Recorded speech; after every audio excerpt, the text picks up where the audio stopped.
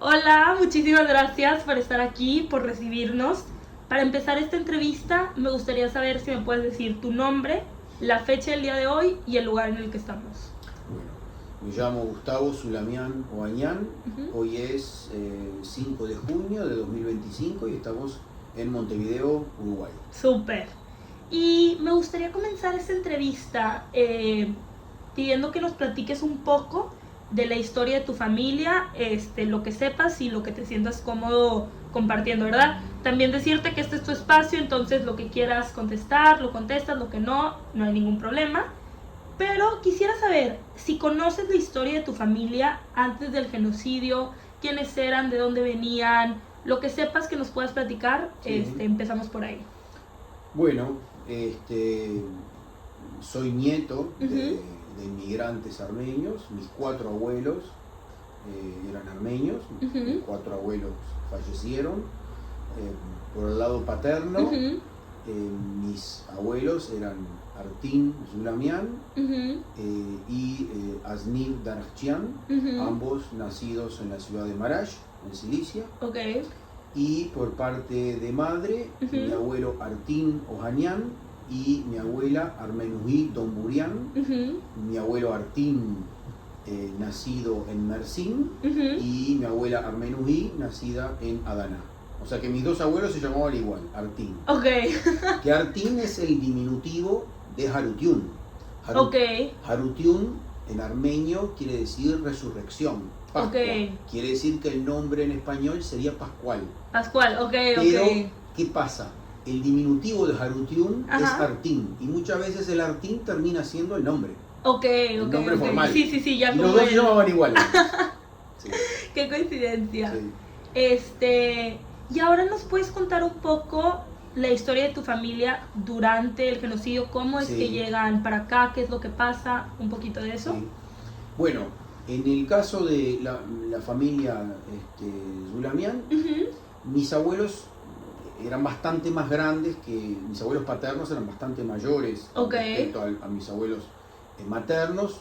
Eso hace que mis abuelos por parte de padre vinieron ya casados al Uruguay.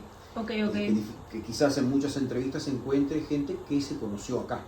Como es el caso de mis abuelos por parte de madre, que se conocieron en Uruguay. Pero mis abuelos por parte de padre ya eran casados en Siria, en Alepo. Como bien característico es que los armenios que sobrevivieron del genocidio en Marash, la ciudad más próxima era Alepo, y allí se dirigieron. Se casaron en 1925 en Alepo, y después, bueno, en Alepo tuvieron 3 hijos.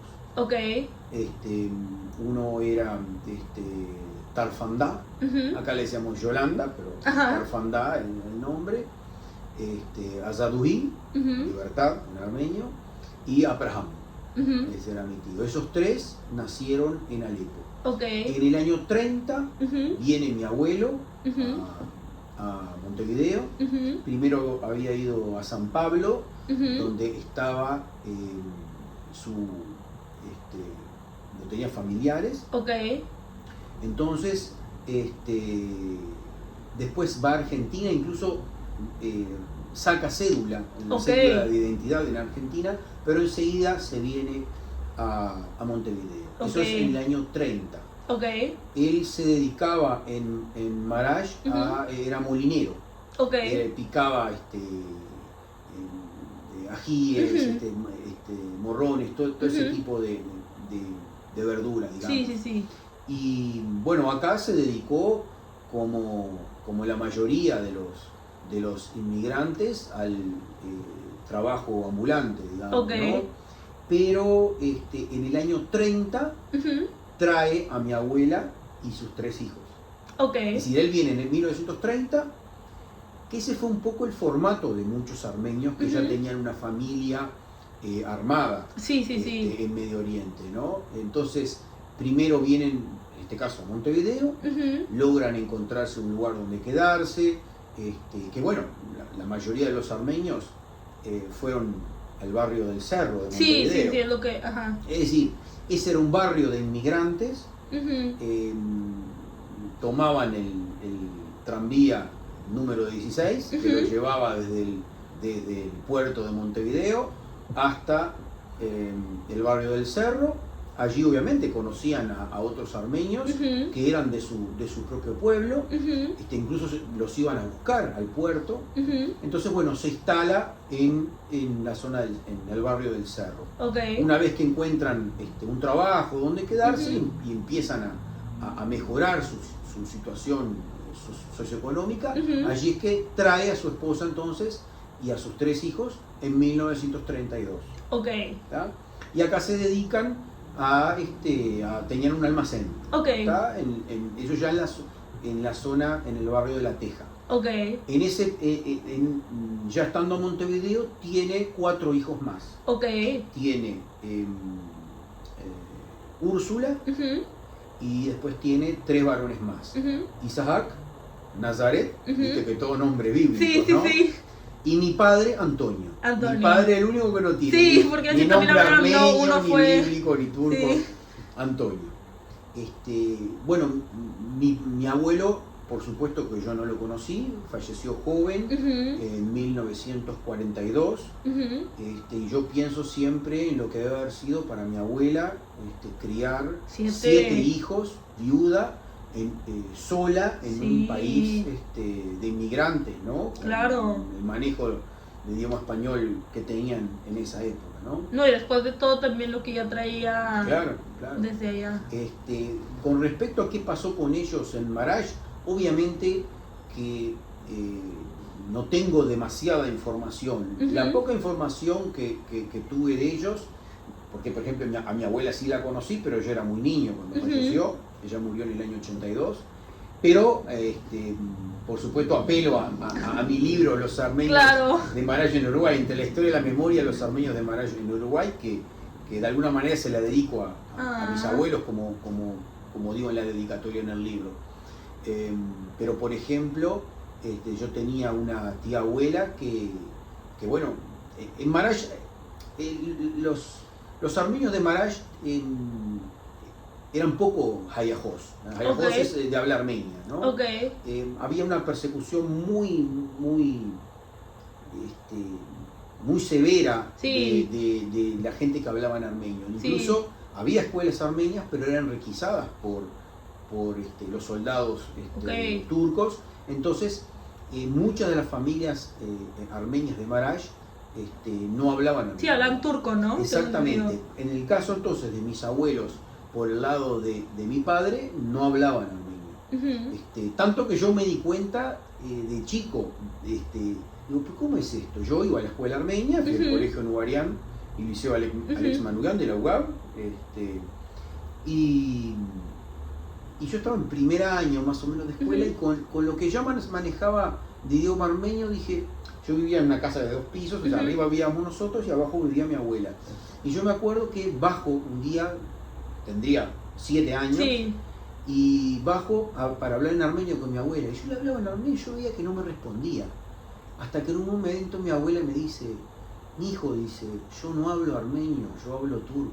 Entonces yo a los 7 años empecé a tomar conciencia de cómo los armenios no habían podido, en muchos casos, no habían podido aprender el armenio. Entonces entre ellos hablaban en turco.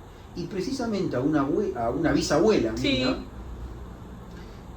mejor dicho, una tía abuela mía, en Maraj, los turcos le cortaron la lengua y la tiraron en un foso en Cal Viva, solamente por hablar armenio. Esa fue en definitiva la suerte de muchos armenios. Es el ejemplo de una tía abuela, pero precisamente en esa época había una montaña en Maraj que se llamaba Dil Tepe, monte o montaña de lenguas, precisamente por ese tipo de hechos. Se les cortaba la lengua al que hablaba armenio, y por supuesto, al tirarla en Cal Viva ya sabemos cómo terminó. Wow, se me pone la piel chinita de pensarlo. Por el lado de mi madre, mi abuelo, Artín Ojanian, era de Mersin. Su padre, es decir, mi bisabuelo, se llamaba Mardiros Ohanian era de Tarsus, pero de Tarsus se fue a Mersin y allí mi bisabuelo estaba casado con Marina Brusian. O sea que mi abuelo entonces se llamaba Artin Ohanian Nabrusian. Vino a Uruguay en diciembre de 1926.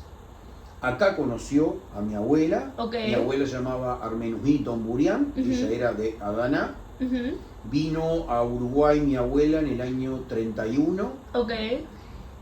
Vino con otro apellido, no vino con su verdadero apellido. Ella entró al Uruguay como Armenují Farajian, porque vino con otros familiares y para no venir sola, porque era joven todavía, vino como si fuera familiar con otro apellido. Pero ya en el año 32 se casa con mi abuelo y cuando se casan, cuando tiene que presentar la documentación y le preguntan, bueno, ¿cuál es su nombre? Y mi abuelo, Artin Ohanian, y cuando mi abuela va a decir su nombre, mi abuelo le dice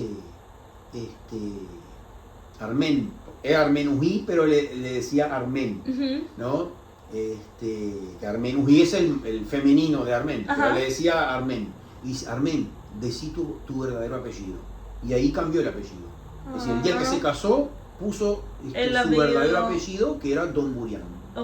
Ohanian es hijo de o de la familia de, ¿no? El Yan significa eso, de la familia de Juan.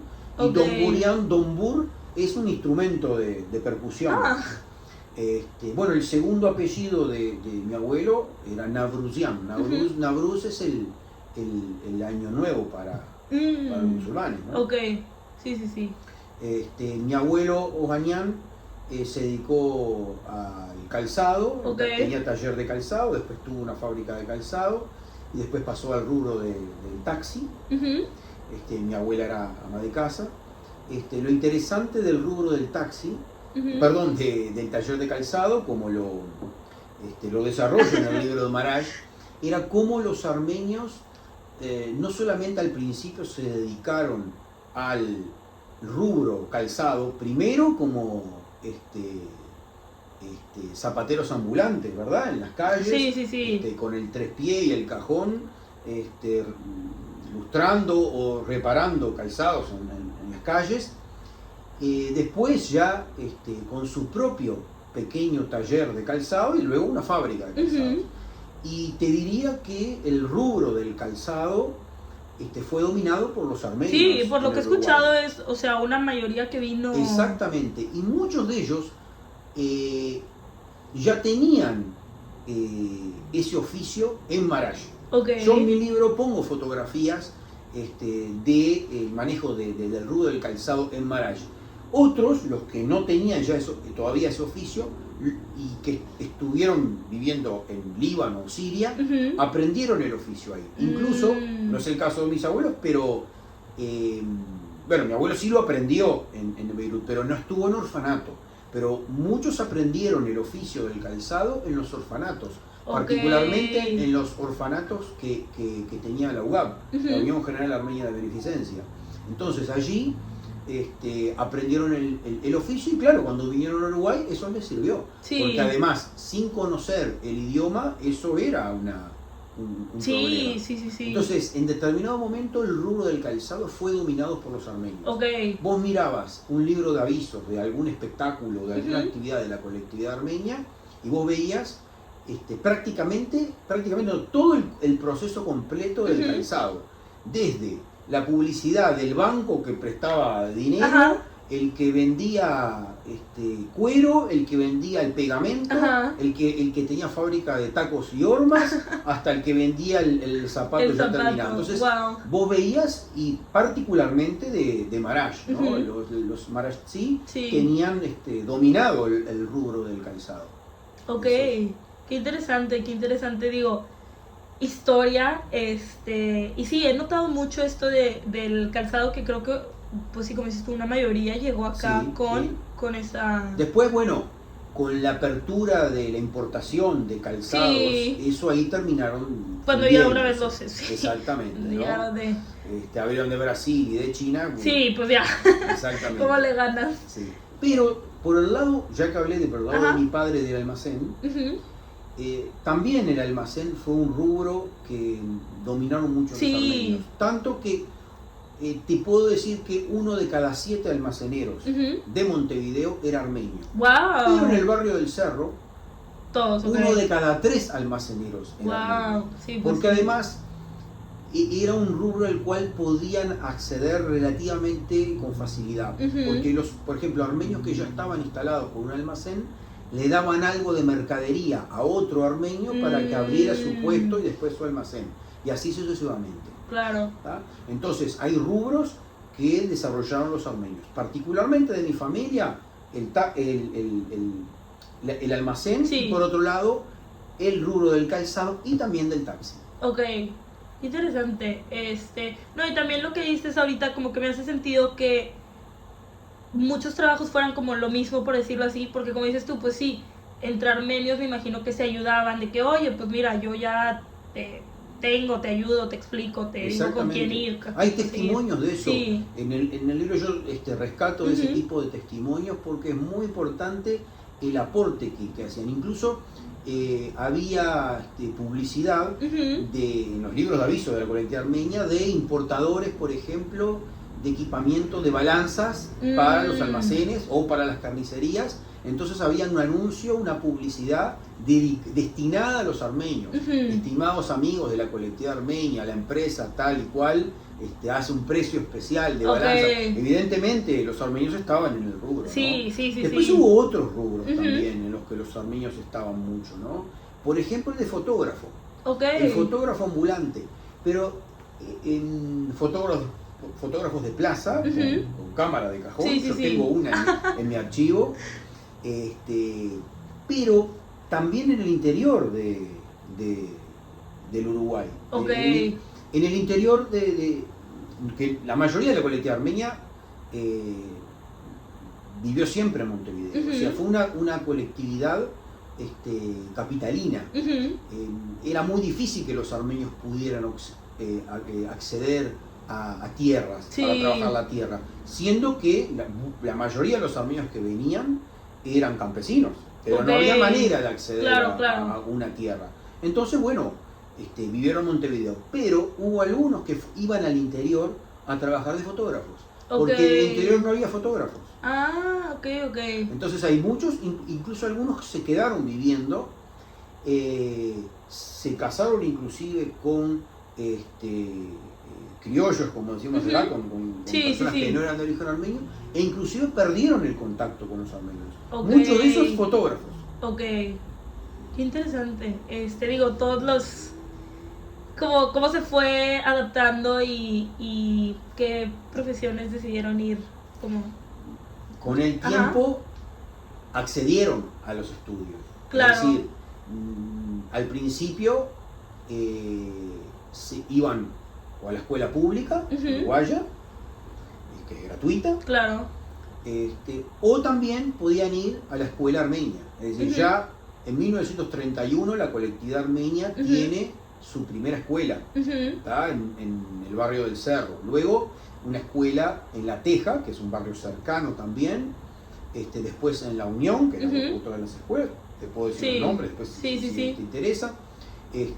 Muchas veces los nombres de las escuelas eran los nombres de las escuelas a las que habían concurrido fuera en Medio Oriente o en sus pueblos de origen.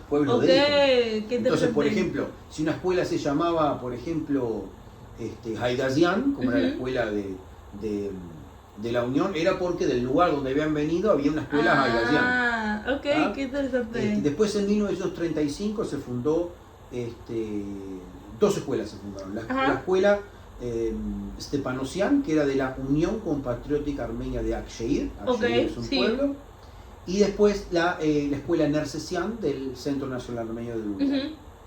Entonces, que ya en la década del 30 tenemos 5 escuelas en diferentes barrios.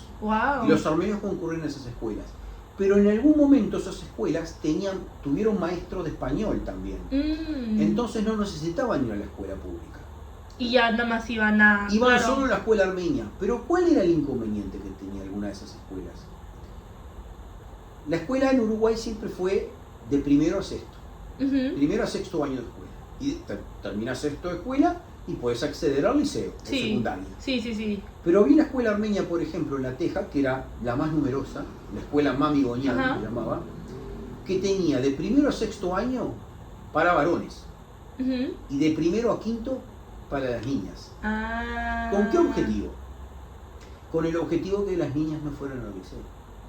Claro. Era un lugar peligroso, llamémosle, para las mujeres. Entonces muchas mujeres no estudiaron en este país. Armenias, de esa primera generación. Sí, ¿no? claro, hace ya... Fíjate que los dos primeros profesionales armenios en Uruguay, los dos odontólogos, colegas míos, o yo colega de ellos, fueron en 1943 y 1944. Pero no es hasta avanzada la década del 50 que logra acceder una mujer a un título universitario. Es decir, hay 10 años de diferencia en el acceso a un título universitario entre hombres y mujeres en la colectividad armenia. No era bien visto. No era bien visto. Por supuesto que después, por supuesto que se niveló eso, y bueno, te diría que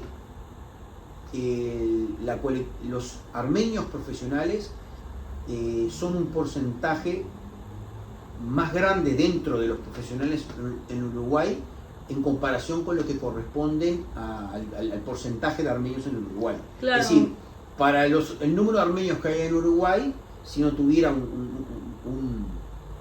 una correlación, debería haber menos profesionales armenios. ¿Eso qué quiere decir? Que para las familias armenias la educación fue importante. Claro. Entonces hoy tenemos muchos profesionales en la colectividad armenia. Yo hice, por ejemplo, un relevamiento con los alumnos a los que le dimos un pase de secundaria a la universidad, en el liceo de la UAB, y te puedo decir que el porcentaje es altísimo. Y te diría que 1 de cada 3 a los cuales les dimos un pase a la universidad obtuvo el título universitario.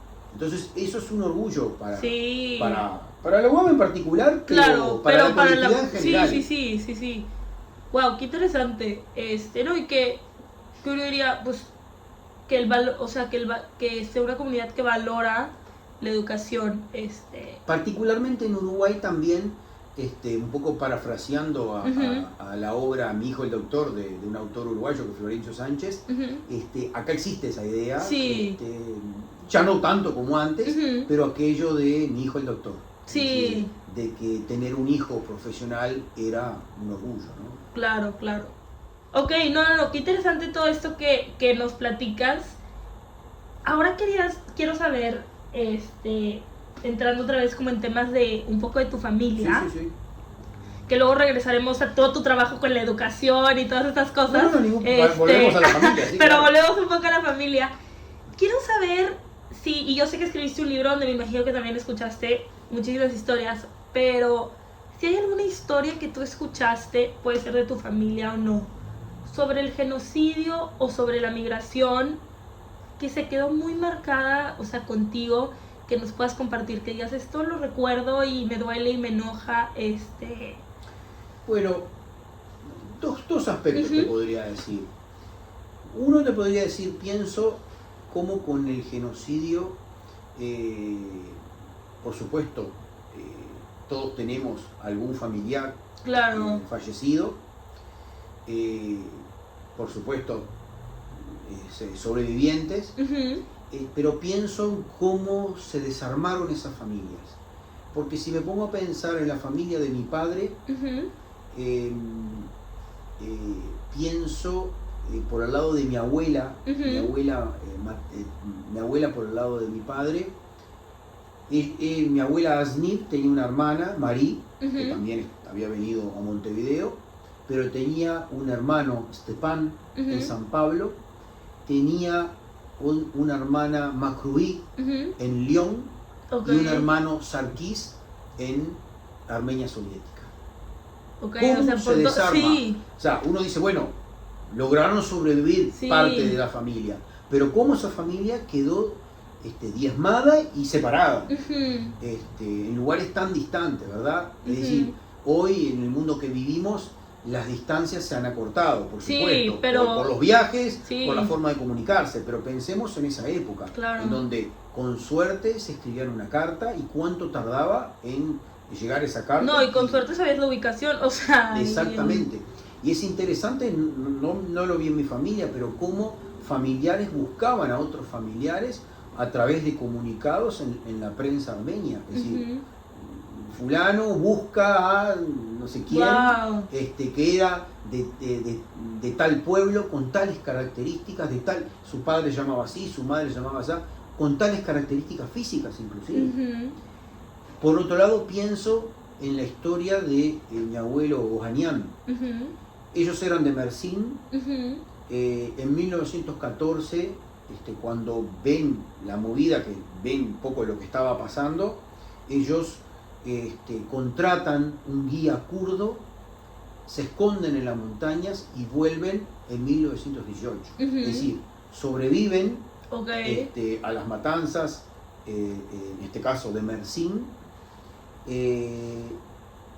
pero mi abuelo se queda unos años más allí y decide irse. Y dice, no me quedo más en Mersin, me voy a Beirut.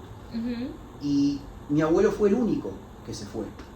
Entonces su familia se quedó en Mersin. Por supuesto que cambiaron el apellido. El apellido ya dejó de ser Ohanian y pasó a ser Yurtulu. Que Yurtulu en turco es algo así como una especie de lugareño. Sus hermanos sí tenían nombre de pila armenio, pero con apellido turco. Eran Garabet, Jovanes y Makruí. Y ellos mantenían las tradiciones armenias, mandaron, es decir, mis tíos abuelos y tías abuelas mandaron a sus hijos a las escuelas armenias, se casaron en iglesias armenias, se casaron la mayoría entre armenios en Mersin. Y mi abuelo, que vino en 1926 a Uruguay, volvió a Mersin 50 años después. Wow. 50 años después volvió a ver a su madre. Wow. 50 años después. En 1975. 1975, mi abuelo y mi abuela fueron a Mersin. Wow. Y ahí mi abuelo vio a toda su familia después de 50 años. Qué momento. Mi madre ya había ido a Mersin en el año 63. En 1963, mi madre, María Ohanian, que es odontóloga también, igual que yo, o yo igual que ella, Sí. hace el viaje de egresado de la Facultad de Odontología y van un año entero a Europa. Wow. Pero después de terminar todo ese viaje por Europa, mi madre dice, yo voy a ir a Turquía, voy a ir a Mersin y a Estambul, que quiero conocer a mi familia. Y mi madre, casi con 30 años de edad, conoce a su abuela, conoce a sus tíos, a sus primas, porque mi abuelo estaba solo acá. Sí. Es decir, no tenía familiares directos mi madre. Sí. Sabía que existían, pero vivían en Mersin. Claro. Y qué interesante es, yo tengo las cartas. Mi madre vivió, digamos, 3 meses en Mersin y Estambul. Y tengo todas las cartas que mi madre le manda a sus padres y a su hermana Gulenia y a su hermano Mardiros, que estaban en Montevideo.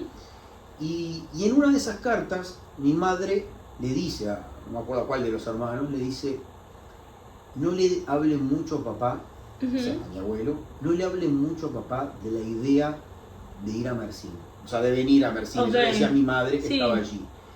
Dice, ¿por qué?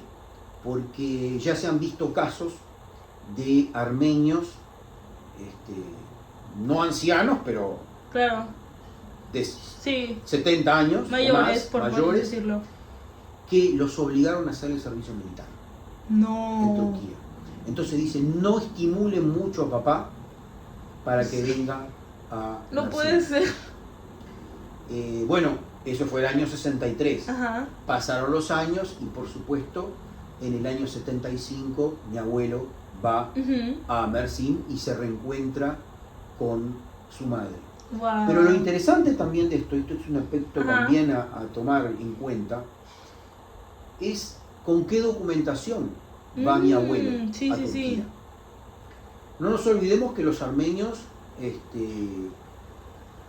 fueron apátridas, no tenían documentación. Sí.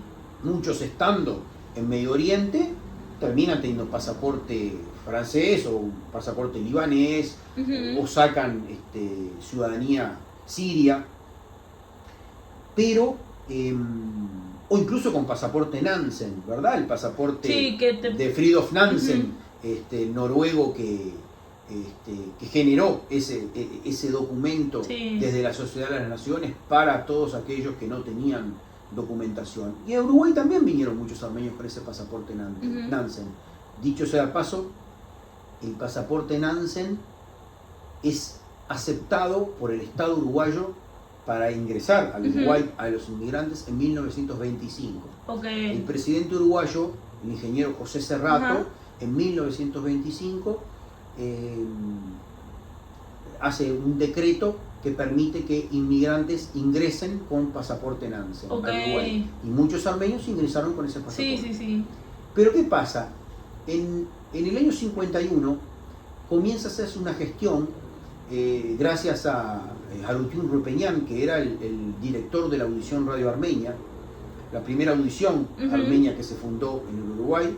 Ahora, en los próximos días, se van a cumplir 90 años de esa fundación. Lamentablemente no existe hoy la audición Radio Armenia, pero fue fundada el 16 de junio de 1935.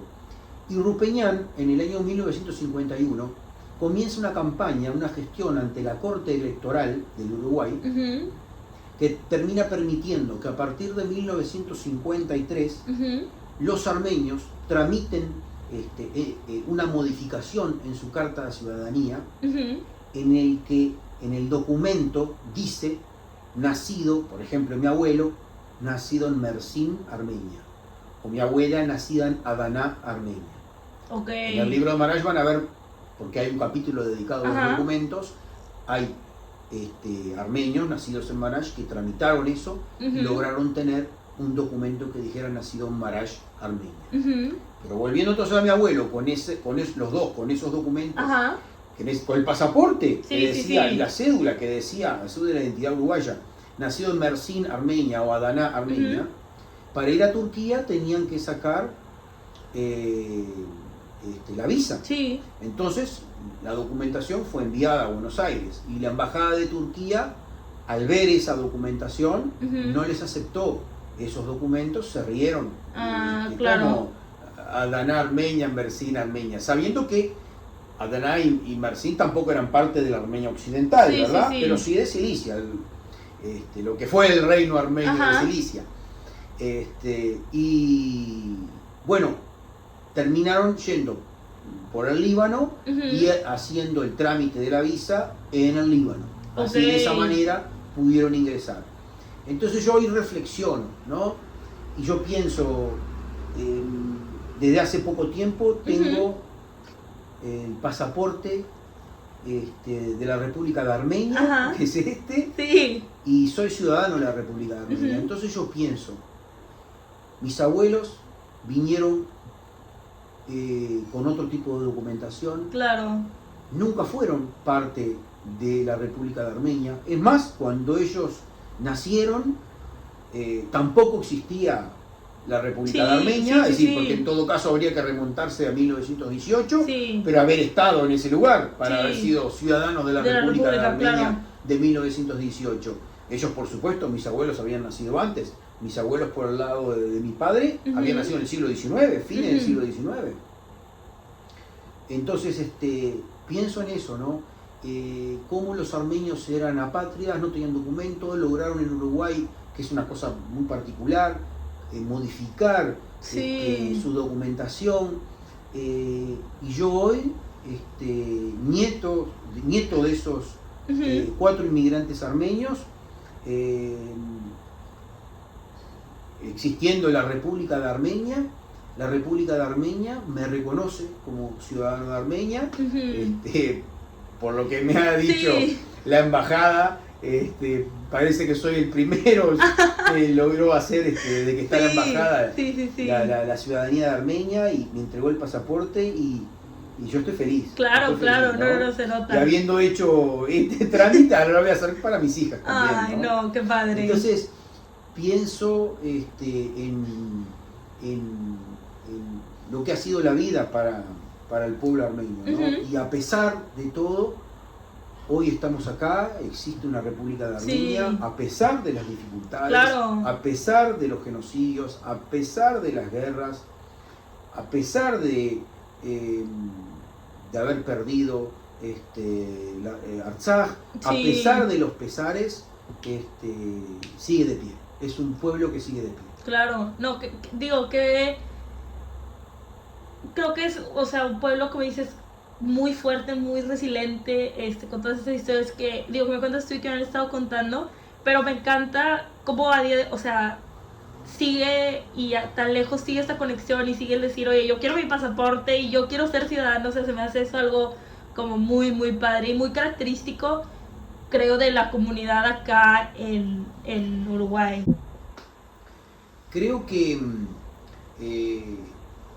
el proceso natural sería que en cuarta y quinta generación, como tienen miembros de nuestra comunidad, ya estarían muy dispersos, ya estarían totalmente asimilados. Sin embargo, los armenios un poco se escapan a esa regla. Si bien no podemos negar que hay una crisis también en la comunidad, pero es verdad que la participación de cuarta y quinta generación llama la atención, es decir, porque estamos hablando de gente que sus bisabuelos y sus tatarabuelos son los inmigrantes. Es decir, que inclusive nunca escucharon un testimonio directo. Sí, directo, claro. Que ya es todo un tema haber escuchado un testimonio directo, porque ese es un aspecto interesante a estudiar, porque en general la gente no quería hablar. Sí, ¿verdad? Creo que es como raro que te tocara, ¿verdad? Que un abuelo, una abuela contara una... no querían hablar de lo que se le había pasado. Y yo entiendo también de que no quisieran hablar. Yo, por ejemplo, le reclamaba a mis padres que ellos no tuvieran con total claridad la historia de sus padres. Así como yo mismo se lo he reclamado a mucha gente, porque yo mismo tomé testimonio a los sobrevivientes del genocidio. Pero yo encontraba que, claro, terminé entendiendo cómo no voy a entender a alguien que pasó lo que pasó, de no querer hablar, de no querer transmitirle todo lo horrendo que pasó a sus descendientes. Inclusive, ¿cómo no voy a poder entender a una mujer que fue violada? Que no quiera contarlo. Es comprensible. Claro.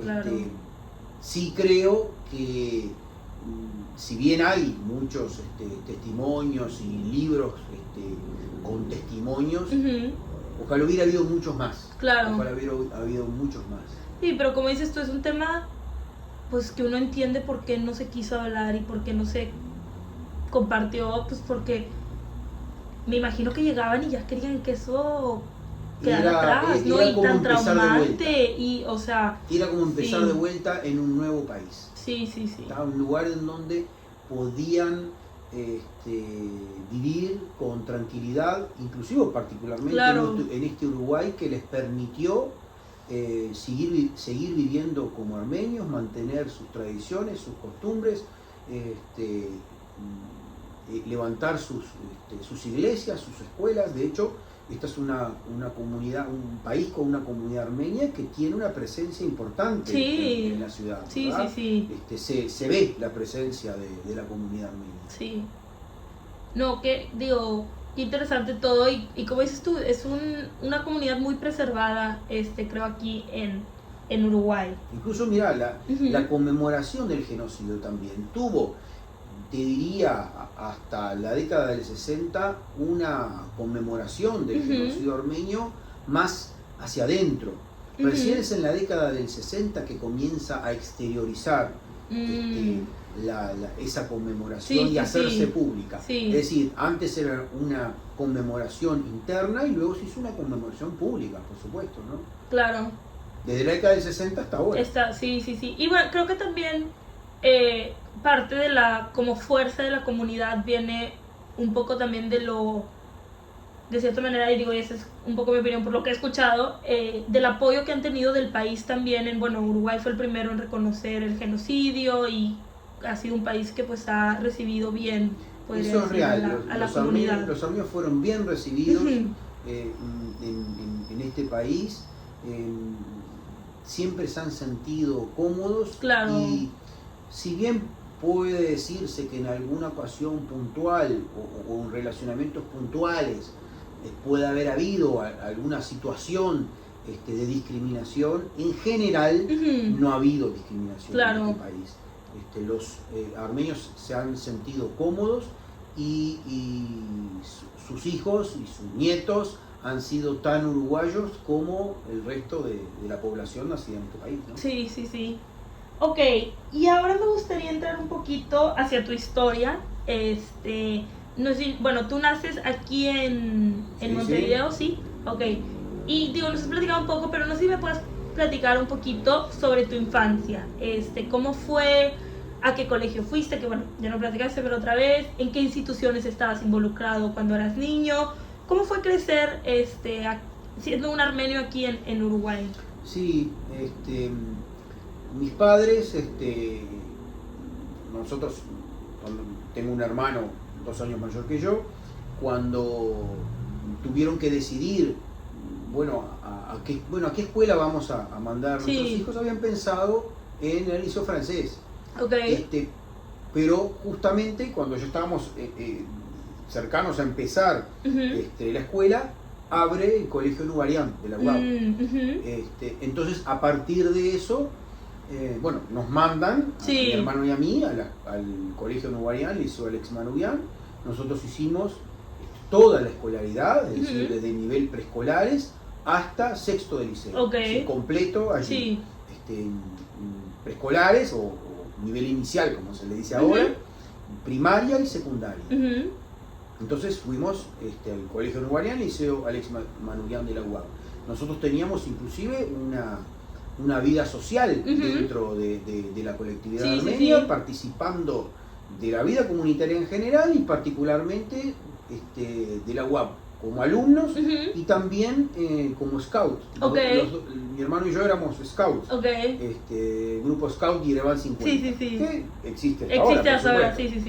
Esa era nuestra participación. Ya de adolescente tuve una participación deportiva, además de ser alumno del liceo.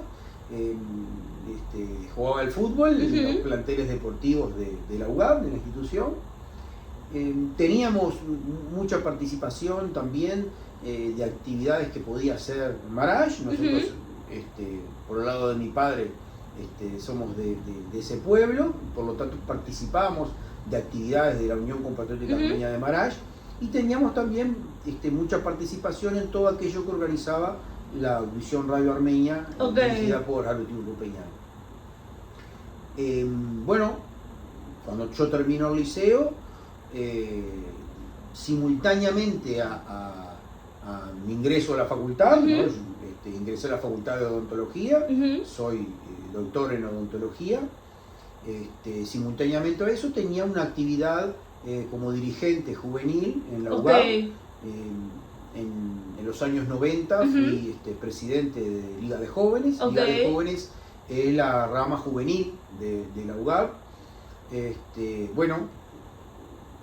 Continuando con la parte académica, en realidad, yo me recibo de odontólogo, soy especialista en ortodoncia, en ortopedia, soy especialista también en gestión de servicios de salud y después de esto obtuve una maestría, soy magíster en gestión de servicios de salud.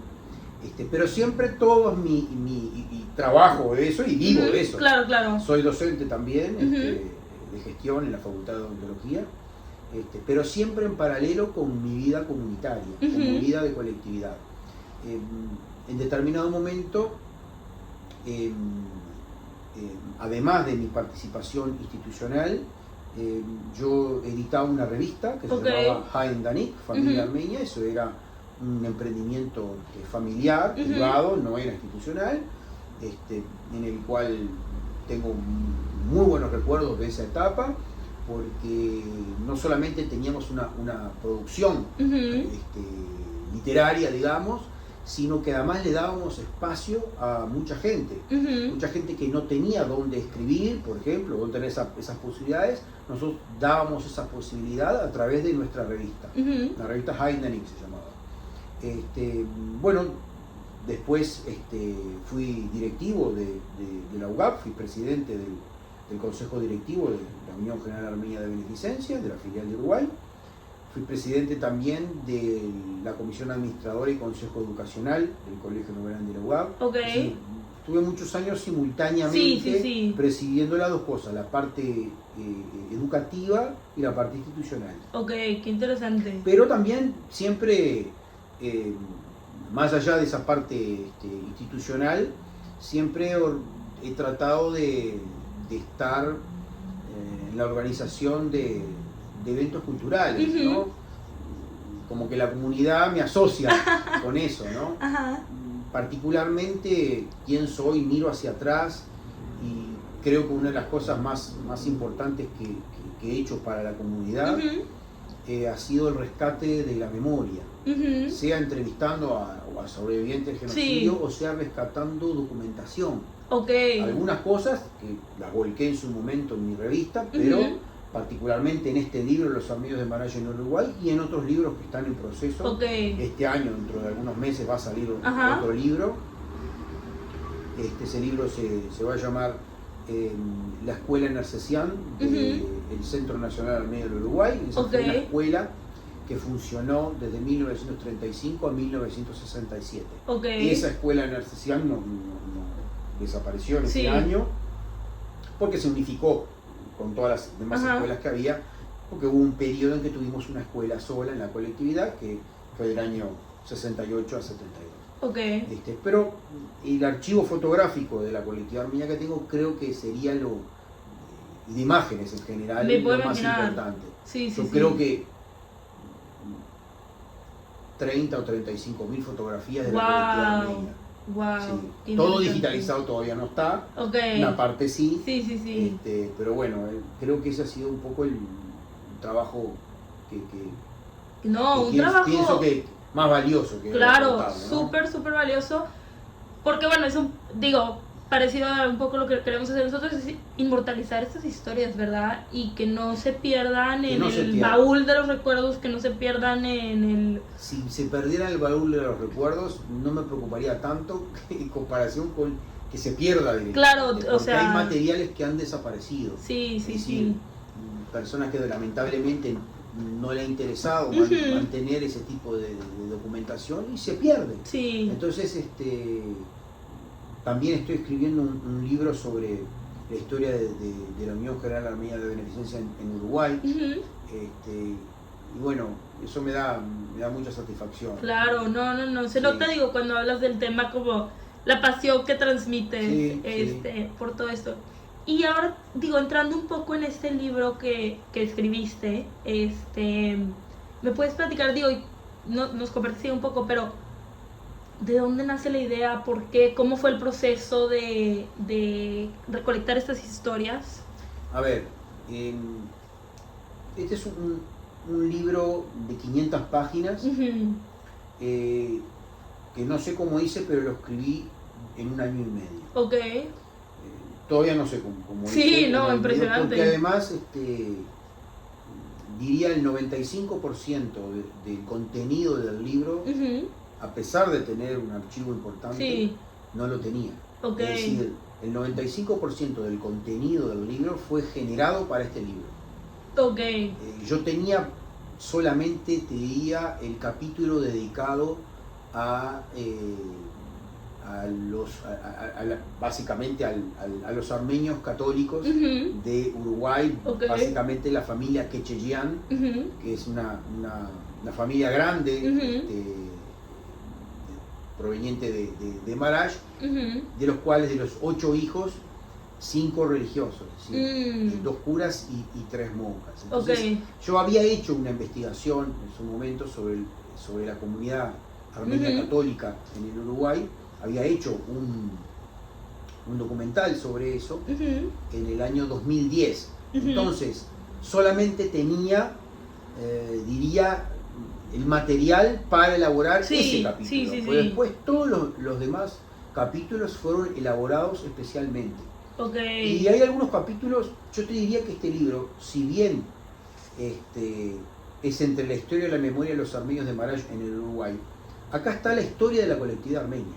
Claro. Particularmente porque los Marajtsi han estado en todas las instituciones. Sí. La mayoría de esta colectividad proviene de esa ciudad.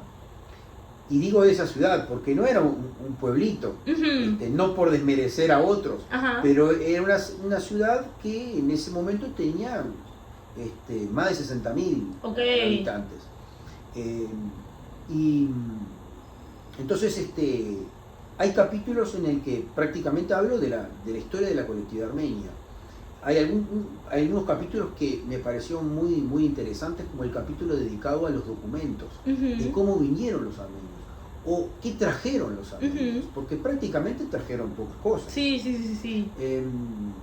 Por ejemplo, una de las cosas que trajeron los armenios fueron elementos de cocina en cobre. Y muchos de esos elementos de cocina en cobre, no solamente los de Maraj, la colectividad en general, la aportó después para hacer la escultura del águila que está en la Plaza Armenia. Que a mi espalda está el águila hecho por el escultor Hugo Nantes. Este es el águila original. El águila, digamos, en grandes dimensiones, es la que está en la Plaza Armenia de Montevideo. Los armenios aportaron todos esos elementos que trajeron, ¿tá?, para fundirlos y utilizarlos para hacer esta escultura. Qué interesante. Entonces, en esta escultura, en este águila, que es un águila que tiene un ala herida, representa al pueblo armenio herido, pero es un águila erguida en representación de alguna manera de la fuerza y del espíritu de esos armenios por sobrevivir. Pero cómo elementos que trajeron los armenios fueron aportados para hacer el águila. Ese es uno de los aspectos que se trabaja. Después, en el libro hay algunos capítulos dedicados a la vida institucional de la Unión Compatriótica Armenia de Maraj. Fíjate que esta institución es la primera institución en la colectividad armenia en tener una sede social propia. En 1934 adquiere su primera sede social sobre la avenida Agraciada. Luego, en el año 57, inaugura una nueva sede social. Bueno, después se vendió esa sede social, se mudaron a la sede actual, pero es muy importante la presencia que tenía la Unión Compatriótica Armenia de Maraj en la vida comunitaria ya en esa época. Porque tener una institución propia en 1934 era llamativo. Fíjate que la UGAB, que es una institución internacional, que en Uruguay tiene dos etapas de fundación, pero la fundación definitiva y la fecha que manejamos es 1938. Fíjate que cuántos años, bueno, y la primera sede social de la UAB es del año 53. Prácticamente 20 años después, la UAB tiene una sede social propia. O sea, la fuerza que tenía entonces tempranamente en la comunidad armenia. Después hay capítulos dedicados a los armenios de origen marajtsi en la música, en el teatro, en la danza. Entonces, por eso digo que es un libro de Maraj, pero que tiene la historia de la colectividad armenia. Sí. Wow, qué trabajo tan más valioso el de este libro, porque es no nomás inmortalizar muchas historias, sino también es, creo que representar la variedad y o sea, a la comunidad desde tantos diferentes ámbitos, ¿verdad? Que muchas veces quizás uno dice, ok, pues, la comunidad es esto, ¿no? Y luego es darte cuenta, no, y había gente que estaba en esto, en aquello, en... Sí, sí, sí. Un aspecto importante del libro es que traté de que aparecieran todos aquellos que tuvieron vinculación con la vida comunitaria y particularmente de Maraj. Es decir, que cada uno de los integrantes de esa institución, o podría ser alguno que no fuera a la institución, pero sí que tuviera antepasados de Maraj, pero que miraran el libro y se encontraran, que vieran su propia historia, que se vieran reflejados en el libro. Claro. Porque a veces dice uno, bueno, llenás de nombres un libro. Bueno, sí. Sí, no, pero en este caso creo que es importante. Porque es la manera de inmortalizar. Si no, esa información se pierde. Sí, sí, sí. Y no sería justo que se perdiera esa información. Y tiene mucha fotografía también. Pero qué bueno. Cada fotografía es una historia en sí misma. Claro, claro, claro. No, hombre, pues te felicito, digo, qué trabajo... Para empezar, digo, qué trabajo con la comunidad, creo, armenia en general, o sea, que se nota que has sido una persona sumamente involucrada, y qué trabajo con este libro, porque creo que es sumamente valioso lo que hiciste, y me emociona saber qué serán estos como futuros trabajos. Yo pienso que cuando uno escribe un libro, en determinado momento dice, bueno, cierro acá, porque si uno quisiera seguir investigando no terminaría nunca. Pero eso también permite, y es un objetivo, por lo menos para mí, que el libro pueda tener distintas interpretaciones, es decir, que sea reinterpretado. Sí, sí, sí. Porque de repente yo hoy mismo, que este libro es de 2018, y estamos en 2025, yo a veces leo y digo, bueno, de repente se me ocurre algo nuevo con respecto a algo. No digo que vaya a haber una segunda edición, pero si no soy yo, puede ser otra persona. Pero lo que te iba a decir, que quizás no vayas a ser tú, pero ya dejas una base clara para a lo mejor alguien que dice, bueno, yo me quiero especificar en, como dices, personas que hicieron teatro, y entonces sirve, o sea, tu libro ya es una base para entonces construir y escribir algo más, o, ¿verdad?, hacer segundos volúmenes que a lo mejor no van a venir directamente de ti, pero que salen de esta base. Mira, por ejemplo, dijiste teatro. La Comedia Nacional es, digamos, la comedia oficial más importante de este país, pertenece a la Intendencia de Montevideo. En la Comedia Nacional, los dos armenios más importantes que hubo eran de familias de Maraj. ¡Wow! Entonces, están, si bien una de ellas más involucradas que en otra con la vida comunitaria, pero los dos de ese pueblo. Pero hay capítulos dedicados a qué pasó con las iglesias armenias de Maraj.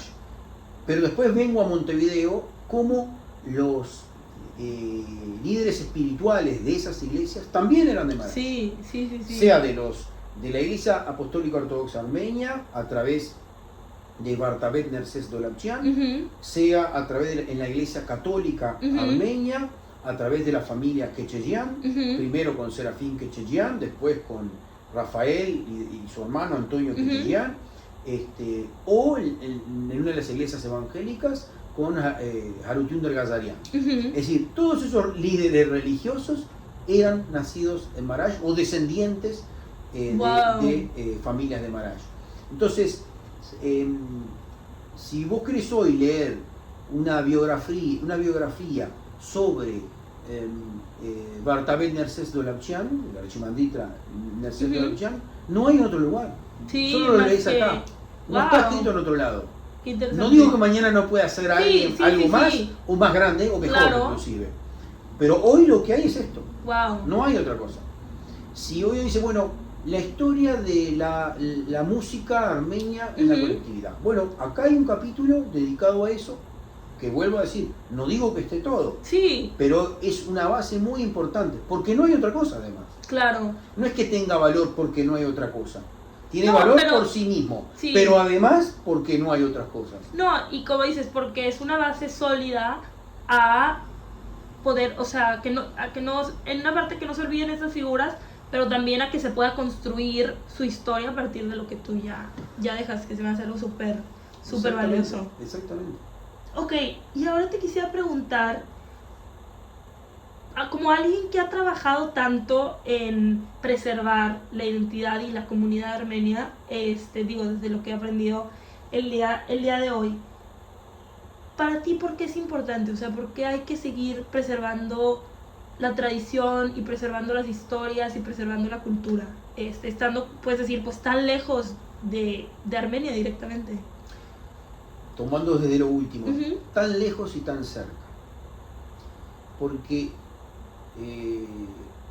aunque estamos a miles de kilómetros de Armenia, diría de las comunidades armenias más distantes Ujú. de Armenia, yo soy parte de la nación armenia. Claro.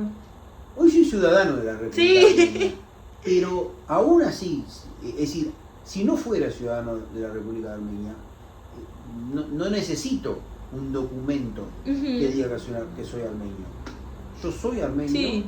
soy parte de la nación armenia y es mi historia. Lo mínimo que puedo hacer Ujú. es respetar lo que me legaron mis antepasados. Claro. ¿Qué derecho tengo yo a no respetar eso que me legaron mis antepasados? Claro. Nos legaron una historia, nos legaron la resiliencia que ellos tuvieron para seguir siendo armenios. Pues no nos olvidemos que más de 500 años sin una forma de Estado. Desde la caída del reino de Cilicia en 1375 hasta 1918 no hubo ninguna forma estatal de Armenia. Entonces, más de 5 siglos los armenios viviendo bajo dominación otomana, persa, árabe, etc. O rusa. Sí. Y aún así los armenios se mantuvieron. ¿Qué derecho tengo yo a no seguir manteniendo esas tradiciones? Sí, a una distancia muy importante, pero yo soy armenio, mantengo las tradiciones, fui a una escuela armenia, Claro. me bautizaron en la iglesia armenia, me casé en la iglesia armenia, mandé a mis hijas a la escuela armenia, mis hijas bailan en un grupo de danzas armenio, viajo a Armenia, Claro. como comidas armenias, escucho música armenia y bueno, lo vivo con naturalidad. No es una mochila pesada que llevo. Ok. O sea, no es un complejo, no es un trauma, soy armenio. No, me encantó como dices este tema del respeto, ¿no? Y de que, digo, he escuchado distintas opiniones, ¿verdad? Pero he escuchado como mucho que hay gente que dice, bueno, ya no se preserva porque se ha vuelto una carga de cierta manera, y me encanta como tú lo describiste como no, o sea, es el respeto que yo le debo a mi cultura y a mi tradición. En mis ámbitos laborales, trabajo en varios lugares, hospitales, mutualistas, consultorio privado, etcétera, facultad. Todo el mundo sabe que yo soy armenio. Y todos me preguntan. Hoy, por ejemplo, y de mañana, fui a dar una charla al liceo que va mi hija. Había, yo creo que había 120 alumnos. Okay. 120 alumnos entre 17 y 18 años.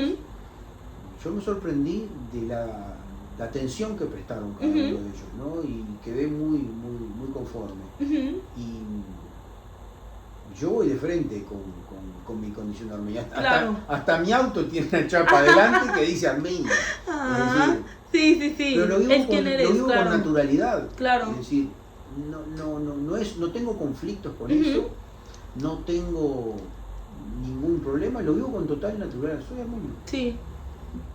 No, pues muchas gracias por esa respuesta. Ahora te quiero preguntar un poco de un tema más actual. Todo lo que pasó con Azerbaiyán y el territorio de Artsaj, ¿verdad? Quiero saber si tuvo, y si lo tuvo, ¿cuál fue? O sea, ¿qué efecto tuvo para ti el escuchar esta situación y el estando acá? O sea, ¿cómo viviste toda esta situación? Mira, nunca pensé que iba a vivir el proceso tan rápido Uh-huh. de pérdida de Artsaj. Uh-huh. Yo creo que, por decirlo de alguna manera, fue un bajón para el mundo armenio. Claro. Fue un bajón para el mundo armenio. Es más, nos cuesta, porque lo he conversado con Uh-huh. otros amigos, nos cuesta leer algunas reportes o algunas noticias que hablen del tema, Uh-huh. porque nos duele de cómo hemos perdido Sí. Karabaj o Artsaj. Uh-huh. Además, yo fui varias veces a Armenia, pero también fui varias veces a Karabaj. Uh-huh. Y saber que nunca más voy a poder ir ahí. Sí. Porque por más que soy uruguayo, si yo quisiera ir ahí tendría bastantes problemas. Sí, me imagino. Tendría bastantes problemas. Entonces, pienso en que cómo pudimos perder eso. Bueno, sé cómo perdimos Sí, eso. sí. Pero fue un golpe muy fuerte, para Armenia, particularmente para los armenios de Uh-huh. Artsaj, porque 120.000 personas Sí. tener que irse de ahí. Si alguien pensaba que el genocidio armenio de 1915 conmovía, Uh-huh. esto también conmovió. Claro. Esto también conmovió porque lamentablemente hoy los genocidios los podemos ver en vivo y en directo por Sí. televisión y ya no conmueve. Sí. Ya no conmueve a los extraños. No, ya decimos Me uno cuesta, más, ¿no? me cuesta asumir que ya Artsaj no es Armenia. Sí. No, y creo que, digo, escuchar esta historia y escuchando el efecto que ha tenido, digo, bueno, en que, o sea, cómo como humanos hemos perdido tanto la empatía y la compasión y cómo los gobiernos todo se vuelve números y se vuelve kilómetros y se les olvida que hay personas y que hay familias y que todos tienen una historia. Más allá de que Armenia, por obvias razones, Uh-huh. no haya reconocido nunca a la República de Artsaj, Uh-huh. de República de Nagorno-Karabaj hasta 2017, Uh-huh. a partir de 2017 se le cambió oficialmente el nombre a Sí. República de Artsaj, ¿no? Pero como, claro, ningún estado del mundo se animó a reconocer eso. Uh-huh. Y es increíble que todavía tengamos que insistir o demostrar que Artsaj era de los armenios. Uh-huh. Entonces, hoy uno, ya acostumbrados a lo que habíamos visto o a lo que vemos con Turquía, ahora lo vemos también con Azerbaiyán. Uh-huh. Así como Turquía quiere hacerse pasar por que son descendientes de los hititas, Uh-huh. cosa que es una mentira. Los turcos vienen desde el Asia Central. Uh-huh. Los azeríes hablan de un Azerbaiyán occidental, que el territorio armenio es del Azerbaiyán occidental. Uh-huh. Eso es una infamia. Azerbaiyán con sus petrodólares financia a historiadores, investigadores, inclusive alguno aquí en Uh-huh. Uruguay, que escriben a favor de el supuesto país en donde se vive una multicultura, un país pluricultural, Uh-huh. Azerbaiyán. Eso es una mentira. Eso es una mentira. Es más, podemos hoy perfectamente ahora Uh-huh. buscar a internet la transformación que está sufriendo, la desaparición Claro. del patrimonio cultural armenio de Artsaj. Que además ya lo vimos que sucedía en Turquía, Sí, ¿no? sí, Hoy sí, en la sí. charla que yo Uh-huh. daba, mostraba cómo, por ejemplo, la iglesia armenia de Aintab Uh-huh. hoy es una mezquita con sus minaretes, o cómo iglesias armenias en Artsaj o fueron transformadas o desaparecidas. Está la foto del antes y después, y no pasa nada. No pasa nada, el mundo no se conmueve. Y Azerbaiyán, así como Turquía aprovechó la Primera Guerra Mundial para cometer el genocidio, cuando el mundo estaba mirando para otro lado con la Primera Guerra Mundial y se olvidó de los armenios, pasó lo mismo con Artsaj. En el 2020, cuando el mundo estaba preocupado por la pandemia del coronavirus, el mundo se olvidó de los armenios de Artsaj. Y no fue hace 110 años, ni 200 años. Fue ayer. Claro. Fue ayer. Entonces, en la medida que los seres humanos no seamos más sensibles, porque hemos perdido la sensibilidad, ya no nos conmueve, porque además, hay que decir la verdad, no somos el único pueblo que ha sufrido un genocidio. Hay otros pueblos que han sufrido genocidios. Pero ya la gente no se conmueve. Y la noticia de hoy del éxodo de 125.000 personas de Artsaj pasó a un lugar secundario a partir de cualquier otra noticia. Y así claro, no, y que ya uno son dice... noticias. Sí, una más, o sea, es una noticia más. Es un número más y ya no nos mueve, que es... ¿Tú sos de México? Sí. Yo preguntaría, y el lobby azerí en México, al poner millones de dólares para hacer una plaza pública, Plaza de la Amistad, con una escultura de Aliyev, que por supuesto la sacaron, con dólares hacen eso. Sí. Solo con dólares. Nadie sabía quién era Aliyev. Cuando se enteraron que quién era Aliyev, pasó lo que pasó. Sí. No, y que ya también creo que, digo, es parte de... los medios son muy inteligentes en cómo escriben las cosas y cómo nos presentan las cosas para que también a uno no le conmueva, ¿verdad? Y nos hemos vuelto una sociedad, creo que ignorante al mundo. Y bueno, entrando en temas quizás un poco más optimistas, no sé si esto será optimista o no, para ti, ¿cómo se vería justicia? Esta es una pregunta de dos partes. Uno, en el tema del genocidio, que pasó hace ya, pues hace ya 100 años. ¿Cómo se podría ver la justicia hoy en este tema? ¿Existe? ¿O tú dices, la verdad es que ya no se puede hacer justicia? ¿Y cómo crees que se vería la justicia en el tema reciente con Artsaj? Lo que pasa es que es bastante complejo, ¿no? Es decir, si yo dijera, bueno, la justicia... no podemos revivir a todos nuestros muertos. Miles y miles de armenios fallecidos, por supuesto, durante el genocidio o ahora. Sí. No hay manera de recuperarlos. Es decir, no hay reconocimiento que pueda devolvernos a nuestros familiares, a nuestros amigos, a nuestros conocidos, a nuestros compatriotas que perdieron la vida. Pero ¿qué reconciliación podría haber cuando no hay arrepentimiento? Porque aunque Turquía y Azerbaiyán mañana reconocieran, bueno, sí, lo que sucedió fue un genocidio, pero no hay arrepentimiento. No hay arrepentimiento. Y si hay arrepentimiento, tiene que haber ajusticiamiento. Claro. ¿Ah? Porque yo no me olvido cuando Erdogan dijo, somos la continuidad o la continuación del Imperio Otomano. Por lo tanto, tiene la responsabilidad de lo que sucedió. Porque además, el genocidio armenio fue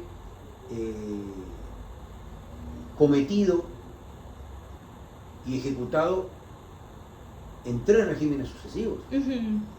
Entonces, hay una responsabilidad del Estado turco. No fue una guerra interna. Claro. No fue una guerra interna. Los armenios... No fue el Estado turco contra el Estado armenio. Armenia como país no existía, no había un Estado armenio. Los armenios eran ciudadanos del Imperio Otomano. Fueron ciudadanos y construyeron un Estado sobre los cadáveres de los armenios, con las propiedades de los armenios, con los dineros de los armenios. ¿Tá? Raptaron niños. Hay armenios, hay personas que están descubriendo su identidad hace poco. ¿Tá? No, y por el lado de Artsaj, todo el daño que le generaron a Armenia y todo el daño que le están generando. ¿Cuánto puede soportar Armenia? No lo sé. Que Dios le dé fuerza a nuestra nación. Pero en la medida que el mundo no frene lo que está sucediendo, aquí hay como una necesidad de ahorcar a Armenia. Pero, como te dije, la existencia de la nación armenia es un milagro. Es un milagro, porque si uno analiza qué ha pasado con otros pueblos, han desaparecido. Y nosotros hemos sabido ser una nación sin Estado.